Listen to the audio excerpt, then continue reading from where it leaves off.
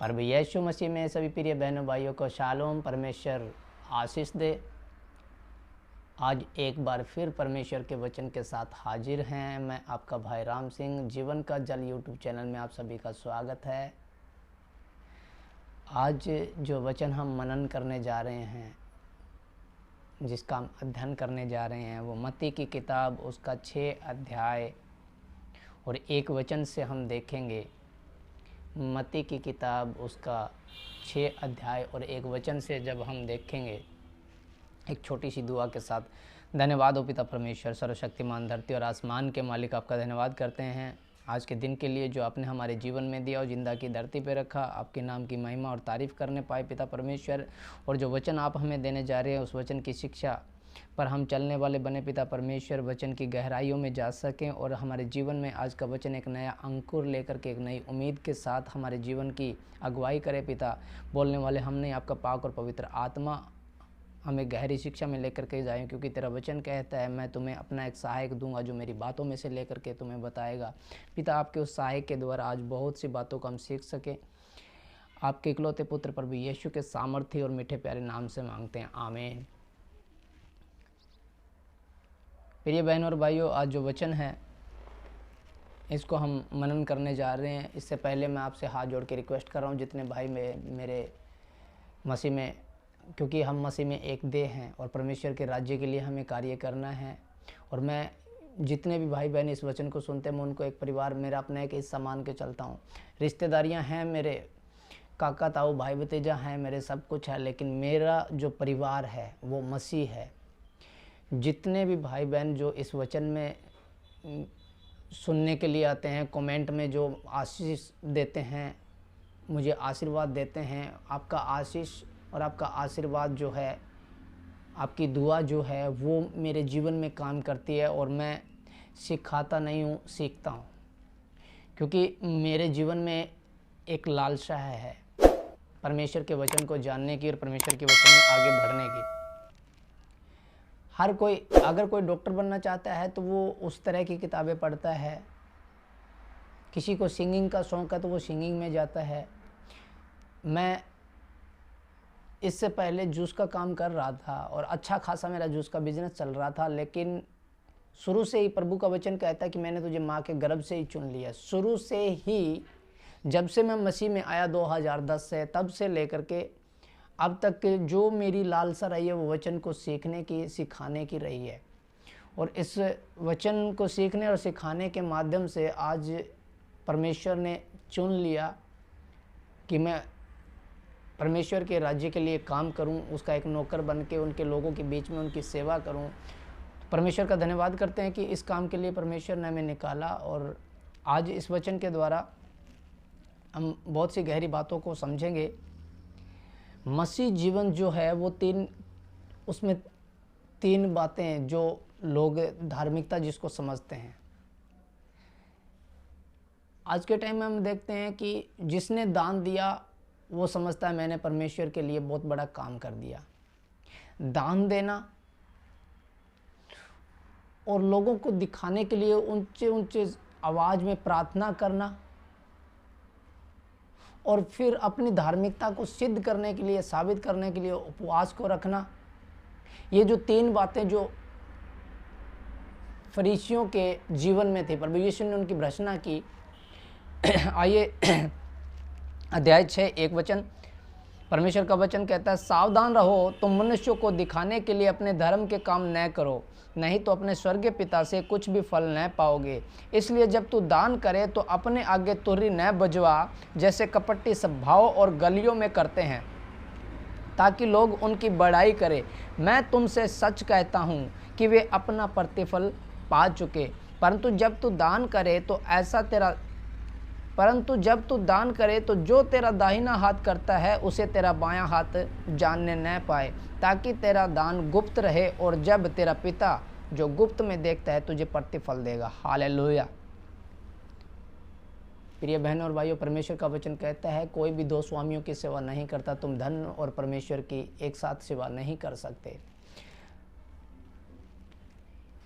उस समय में जो प्रभु यीशु ने ये वचन कहे, उस समय में जो फरीसी लोग थे, जो शास्त्री जिनको बोलते, जो अपने आप को धार्मिक समझते थे, उनमें जो प्रचलन था उनका, वो जब दान देते थे दरिद्र लोगों को, दीन और निर्धनों को जब दान देते थे, तो वो दिखावा ज़्यादा करते थे लोगों के सभाओं के बीच में, स्टेज पे ऐसे भी मैंने इसको ये दे दिया। और आज भी वो बातें आज भी चल रही है। हम देखेंगे पानी की प्याऊ लगी हुई है, उस पर फलाने की याद में फलाने व्यक्ति ने, कहीं पे कुछ भी किसी का गेट बनाया हुआ है, फलाने की याद में फलाने व्यक्ति ने वो नेम प्लेट लगा करके, नेम और फेम दोनों वहाँ पे दिखाई देता है। अपना जो धर्म का काम है दिखाने के लिए लोगों को। और परमेश्वर का वचन कहता है तुम मनुष्य और परमेश्वर से दोनों से प्रतिफल नहीं पा सकते। अगर तुम्हारी महिमा मनुष्य ने कर दी तो मतलब तुम परमेश्वर की महिमा से वंचित हुए, उसकी आशीषों से वंचित हुए। मनुष्य जो देता है उसके बदले में कुछ लेता है, लेकिन परमेश्वर जो देता है उसके बदले में कुछ भी नहीं लेता, वो सेंटमेंट देता है, बिल्कुल फ्री है। परमेश्वर अपनी महिमा लेता है और वो भी अपने हमारे होठों के द्वारा। धन्यवाद हो परमेश्वर का।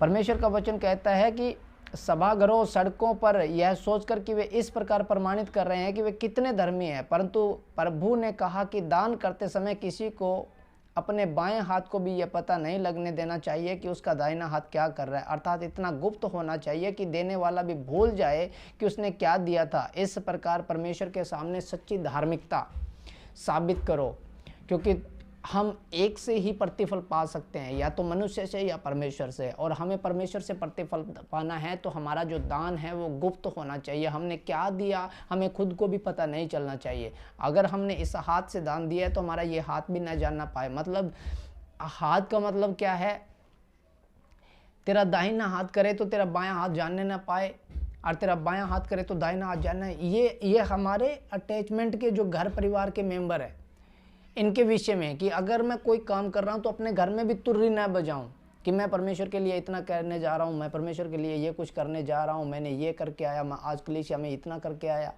आज मैंने भेंट के लिए इतना पैसा दिया, आज मैंने 10 मास इतना निकाल दिया। तो परमेश्वर का वचन कहता है वो अपना प्रतिफल पा चुके।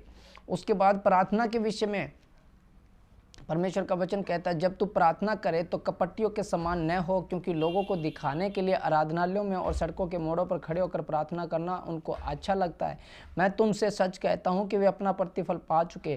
परंतु जब तू प्रार्थना करे तो अपनी कोठरी में जा और द्वार बंद करके अपने पिता से जो गुप्त में प्रार्थना करते, तेरा पिता जो गुप्त में देखता है तुझे प्रतिफल देगा। प्रार्थना करते समय अन्य जातियों के समान बकबक न करो, क्योंकि वे समझते हैं कि उनके बहुत बोलने से उनकी सुनी जाएगी। इसलिए तुम उनके समान न बनो, क्योंकि तुम्हारा पिता तुम्हारे मांगने से पहले जानता है कि तुम्हारी क्या आवश्यकताएं हैं। फरीसी लोग जब प्रार्थना करते थे आराधनालयों में, तो वो एक ऐसे शब्द उन्होंने जोड़ रखे थे अपनी प्रार्थनाओं में। उनको ये लगता था कि हम बहुत लंबी जब प्रार्थना करेंगे तो हमारी धार्मिकता सिद्ध होगी, जो लोग हमें देख रहे हैं कि वाह क्या प्रार्थना करता है, क्या सामर्थ्य से प्रार्थना करता है। वो उनके जो शब्द होते हैं प्रार्थना के, वो पहले ही रटे रटाए और ऐसे ऐसे शब्द लेके आते हैं कि मेरे जैसा कोई बोल ना पाए। परमेश्वर का वचन कहता है अन्य जातियों की नाई बक बक मत करो।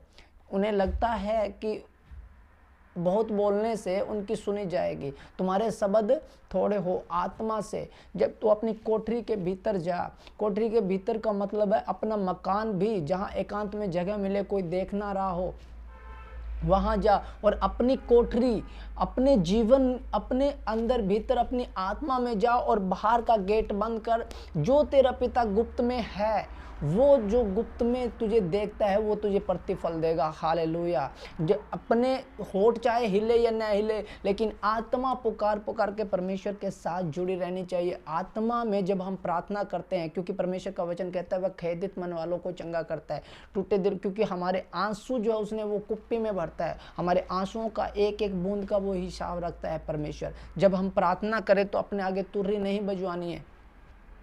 एकांत में कोठरी के भीतर जाकर के परमेश्वर के साथ, ताकि वो गुप्त में जो देखता है वो प्रतिफल देगा। क्योंकि बहुत से लोग इस बात को जानते हैं कि आराधनालयों में जब हम हिल हिल के प्रार्थना करते हैं, लोग उनकी तरफ देखते हैं कि क्या प्रार्थना कर रहा है, ये कितना धार्मिक, इसका परमेश्वर के साथ कितना रिलेशन। जब कोई मनुष्य जब उसकी महिमा करता है तो मतलब कि परमेश्वर अब नहीं महिमा करेगा, क्योंकि वो अपना प्रतिफल पा चुका। हमारा प्रार्थना करने का जो तरीका है, हमारा प्रार्थना कोई रीति रिवाज नहीं है। प्रार्थना एक पिता के साथ रिलेशन है, बात करने का एक समय है परमेश्वर के साथ। मैं अपने पिता से जब बात करता हूँ तो क्या मैं गांव के चौक में ले जा करके और माइक लगा के फिर बात करूँगा कि पिता तू आज मेरे लिए कपड़े लेकर के आएगा, आज मेरे लिए जूते लेकर के आएगा। प्रार्थना का मतलब है अपने बाप से बात करना। हालेलुया। जब हम गुप्त में अपने घरों में तो बात करते हैं ना अपने पिता से, ऐसे ही परमेश्वर के साथ गुप्त में अपनी कोठरी के भीतर, और उससे ही बात की कोई जान ना पाए कि मैंने परमेश्वर से कैसे बात की, प्रभु ने मुझे कैसे सुना और मैंने क्या सुनाया। क्योंकि जो पिता गुप्त में है वो मुझे प्रतिफल देगा। मुझे मनुष्य से कोई मतलब नहीं है, संसार मेरे विषय में क्या कह रहा है, संसार मुझे क्या बोल रहा है, क्या, मुझे इन चीज़ों से कोई मतलब नहीं है। अगर कोई बुरा, पौलुस कहता है यदि मेरा मूर्खता ही तुम्हारे लिए बलाई ठहरे तो मुझे मूर्ख समझ के ही सह लो। मेरी मूर्खता के कारण अगर मैं पागल लग रहा हूँ आपको, अगर मेरा पागलपन ही अगर आपको भलाई के रास्ते पे लेकर के जा रहा है तो पागल समझ के ही उसे ग्रहण कर लो। हालेलुया। दुनिया मेरे बारे में क्या सोच रही है, दुनिया आपके विषय में क्या सोच रही है, कोई फर्क नहीं पड़ने वाला इससे। परमेश्वर के साथ हमारा रिलेशन कैसा है, उसके साथ हमारा रिलेशन कैसा है। हालेलुया। और उसके बाद में परमेश्वर का वचन कहता है कि तुम जब प्रार्थना करो तो इस रीति से किया करो, जिसको हम सभी जानते हैं और बार बार ये वचन पढ़ा हुआ है। इसलिए उनके सम्मान न बनो, क्योंकि तुम्हारा पिता मांगने से पहले ही जानता है कि तुम्हारी क्या आवश्यकताएं हैं। अतः तुम इस रीति से प्रार्थना किया करो, हे हमारे पिता, तू जो स्वर्ग में है, तेरा नाम पवित्र माना जाए, तेरा राज्य आए, तेरी इच्छा जैसे स्वर्ग में पूरी होती है वैसे पृथ्वी पर भी हो। हमारे दिन भर की रोटी आज हमें दे। जिस प्रकार हमने अपने अपराधियों को क्षमा किया वैसे ही तू भी हमारे अपराधों को क्षमा कर, और हमें परीक्षा में ना ला परंतु बुराई से बचा, क्योंकि राज्य, पराक्रम और महिमा सदा तेरे ही है। आमीन। इसलिए यदि तुम मनुष्य के अपराध क्षमा करोगे तो तुम्हारा स्वर्गीय पिता तुम्हें क्षमा करेगा, और यदि तुम मनुष्य के अपराध क्षमा न करोगे तो तुम्हारा पिता भी तुम्हारे अपराधों को क्षमा न करेगा। हालेलुया। परमेश्वर के प्रिय जनों, परमेश्वर का वचन कहता है कि जब हम प्रार्थना करते हैं तो हमारे प्रार्थना के शब्द क्या है? प्रभु मुझे ये दिला दे, प्रभु मुझे कार दिला दे, मेरा घर बनवा दे, मेरी शादी करवा दे, मुझे एक जीवन साथी दे दे। किस रीति से प्रार्थना करते हैं? प्रार्थना का विषय क्या है? प्रभु यीशु ने अपने चेलों को प्रार्थना करनी जब सिखाई तो क्या इस प्रार्थना में क्या सिखा रहे हैं? बहुत बकबक करने से क्या लगता है कि सुनी जाएगी? मेरे जीवन में किस बात की घटी है क्या मेरे पिता को नहीं पता? जब हमारा संसारिक पिता हमारी ज़रूरतों को समझता है, जानता है, तो क्या स्वर्गीय पिता हमारे नहीं जानता कि मुझे किस बात की घटी है, मुझे आज क्या चाहिए? आदम को बनाने से पहले वो सब बना दिया गया जो आदम को चाहिए था। हालेलुया। एक वस्तु नहीं बनाई थी, उसके लिए उसका जीवन साथी नहीं बनाया था, हव्वा, और वो भी आदम ने मांगी नहीं, परमेश्वर को पता चला, क्योंकि मांगने से पहले जानता है वो। परमेश्वर को पता चला कि आदम का अकेला रहना अच्छा नहीं है, इसलिए मैं उनके लिए एक सहायक बनाऊंगा, और फिर आदम में से नारी को निकाला गया और उसके लिए एक सहायक बनाया ताकि आदम उसके साथ अपने मेल खा सके। हालेलुया। क्या सोचते हैं, क्या पिता नहीं जानता मुझे किस बात की घटी है? मुझे मेरा जीवन साथी दे दे। पौलुस कहता है जिसके पत्नी हो वो ऐसे रहें जैसे पत्नी ना हो, और जिसके पत्नी नहीं है वो पत्नी की खोज में ना रहे, क्योंकि तुम्हारा स्वर्गीय पिता जानता है। अगर परमेश्वर के पीछे हम चल पड़े, वचन की अधीनता में, प्रभु यीशु की आज्ञाकारी में जब हम चल पड़े, तो जो भली वस्तु हमें ठोकर खिलाना चाहती है, जिसको परमेश्वर जानता है कि मेरा बेटा यहाँ पे गिर सकता है, उस वस्तु को पहले से हमारे जीवन से हटाएगा और वो वस्तु मुहैया करवाएगा जो हमारे जीवन के लिए उचित है। हालेलुया। अगर हमें सहायक चाहिए तो क्या परमेश्वर सहायक नहीं देगा? अगर हमें रोजगार चाहिए तो क्या परमेश्वर हमें रोजगार नहीं देगा? क्या जब खाने, परमेश्वर का वचन कहता है तुम आकाश के पक्षियों को देखो, वो ना बोते हैं ना काटते हैं, फिर भी स्वर्गीय पिता उनको देते हो, तो क्या तुम उनसे बढ़ करके नहीं हो? हालेलुया। फिर परमेश्वर का वचन कहता है, 16 वचन को हम जब देखते हैं, जब तुम उपवास करो तो कपटियों के सम्मान तुम्हारे मुंह पर उदासी न छाई रहे, क्योंकि वे अपना मुंह बनाए रहते हैं ताकि लोग उन्हें उपवासी जाने। मैं तुमसे सच सच कहता हूँ, वे अपना प्रतिफल पा चुके। परंतु जब तू उपवास करे तो अपने सिर पर तेल मल और मुँह धो, ताकि लोग नहीं परंतु तेरा पिता जो गुप्त में है तुझे उपवासी जाने। इस दशा में तेरा पिता जो गुप्त में देखता है तुझे प्रतिफल देगा। हालेलुया।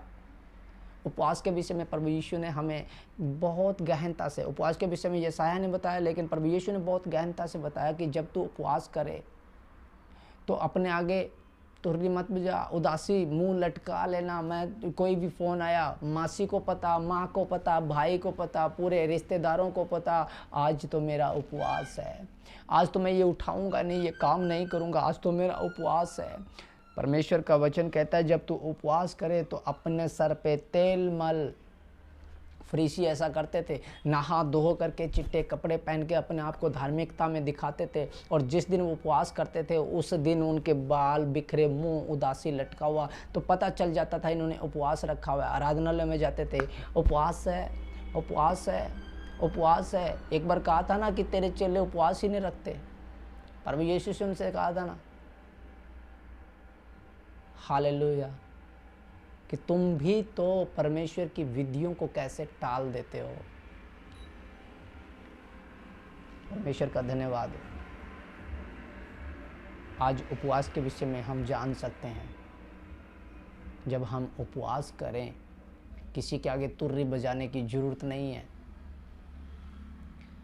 हमारे परिवार में भी पता क्या चले कि हम उपवासी हैं, प्रभु के लिए उपवास है। नहा धो, अपने सर पे तेल मलो, जिस कार्य में कर रहे हो परमेश्वर की महिमा के लिए करो। अगर खाना नहीं खा रहे हो तो परमेश्वर के लिए अपने जीवन, अपने शरीर का इनकार कर रहे हो। अगर खाना खा रहे हो तो परमेश्वर के लिए अपनी एनर्जी को तैयार कर रहे हो। उपवास कर रहे हो, उपवास के लिए मनाही नहीं की है प्रभु ने। परमेश्वर का वचन कहता है जब तुम उपवास करो, अगर इसमें ये नहीं लिखा हुआ कि उपवास करना है या नहीं करना है, जब तुम उपवास करो मतलब कि हमें करना ही है। हम अपने शरीर का इनकार करते हैं, प्रभु यीशु की क्रूस को अपने जीवन में लेते हैं, उसके क्रूस को हम उठाए चलते हैं जैसे, क्योंकि वो हमारे लिए क्रूसित हुआ, वो हमारे गुनाहों के लिए क्रूसित हुआ। काट की मृत्यु श्राप होता है, जो काट पे लटकाया जाता है वह श्रापित मनुष्य होता है। व्यवस्था विवरण में पढ़ लेना। वो श्रापित हुआ हमारे श्राप के कारण। जो श्राप हम पे थे, जो हमारे बाप दादाओं पे थे, जो गुनाह मैंने किए थे, उस गुनाह के लिए वो श्रापित बना। हम उसके नक्शे कदम पे चले, जैसा उसने हमें सिखाया उसके अधीनता में होकर के चले। आज तो मैंने उपवास कर रखा, मैं नहीं आ पाऊंगा, आज तो मैंने ये कर रखा। मैं खुद इसमें शामिल हूँ, मैं किसी के ऊपर दोष नहीं लगा रहा। मेरे जीवन में ये बातें हुई हैं, ये अनुभव मैंने किए है, दान के विषय मैंने अनुभव किया है। ये मेरे जीवन की घटना है। मैं फरीसियों की, शास्त्रियों की बात नहीं कर रहा, मैं और लोगों की बात नहीं कर रहा। जो अनुभव मैंने करके देखा, जिस पाप में मैं जिया हूँ, जिन गुनाहों में मैं जिया हूँ, जो मैंने अनुभव किया, दिन प्रतिदिन मुझे कुछ न कुछ मिलता है सीखने को।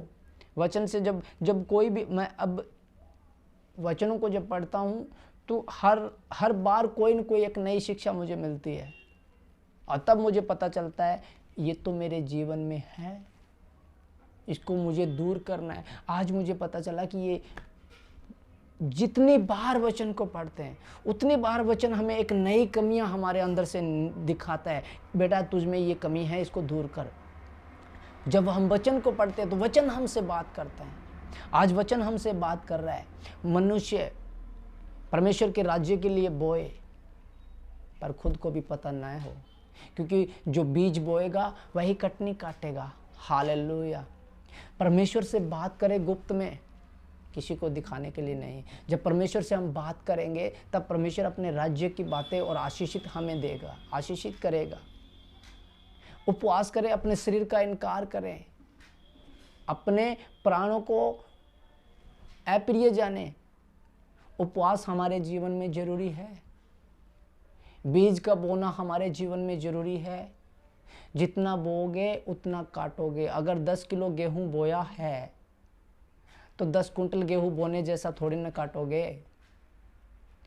जो जैसा बोता है वैसी कटनी काटता परमेश्वर का। जिसने थोड़ा बोया उसने थोड़ा काटा, और जिसने ज़्यादा बोया उसने ज़्यादा काटा। दान भी देना है, पर तुर्री बजा करके नहीं, ऊंचे ऊंचे शब्दों में बोल करके नहीं। मैंने इतना किया, मैंने भवन में, मैंने परमेश्वर के राज्य में इतना किया, मैंने उस व्यक्ति को इतना सहारा दिया। प्रार्थना करनी है। प्रार्थना का जो जीवन है वो हमारा बना रहना चाहिए। निरंतर प्रार्थना में लगे रहो। परमेश्वर का वचन कहता है निरंतर प्रार्थना में लगे रहो। परीक्षा में न पड़ो, प्रार्थना करो कि तुम परीक्षा में न पड़ो। वचन कहता है इस बात के विषय में। प्रार्थना का जीवन, राज्य के लिए बोना और उपवास करना, अपने शरीर का इनकार करना, ये 3 बातें यदि हमारे जीवन में सही रीति से ईमानदारी के साथ है तो 100% परमेश्वर हमें आशीष देगा, बरकत देगा। आज का वचन सभी बहनों भाइयों को बहुत सी आशीषों से बरकतें दें, और पिता परमेश्वर आपके साथ और हमारे साथ मेल मिलाप इसी रीति से बनाए रखे। एक बार फिर हाजिर होंगे परमेश्वर के एक छोटे से वचन के लेकर के। तब तक परमेश्वर हम सबों को इसी रीति से आशीषित करे। सबको जय मसीह की। और जितने भी भाई बहन इस वीडियो को देख रहे हैं, फिर एक बार हाथ जोड़ के विनती है कि ये नेम और फेम के लिए यूट्यूब चैनल नहीं बनाया है। मैं आपका बेटा, आपका भाई हूँ, और इसका बनाने का मतलब जो भी है वो ये है कि परमेश्वर के राज्य को बढ़ाया जाए। जो भी वचन के अंदर हम सीखते हैं कमेंट में ज़रूर लिखें। आपके कमेंटों के लिए मैं प्रार्थना करूँगा प्रभु से। आप मेरे लिए प्रार्थना करना, मैं आपके लिए प्रार्थना करूँगा। सबको जय मसीह की।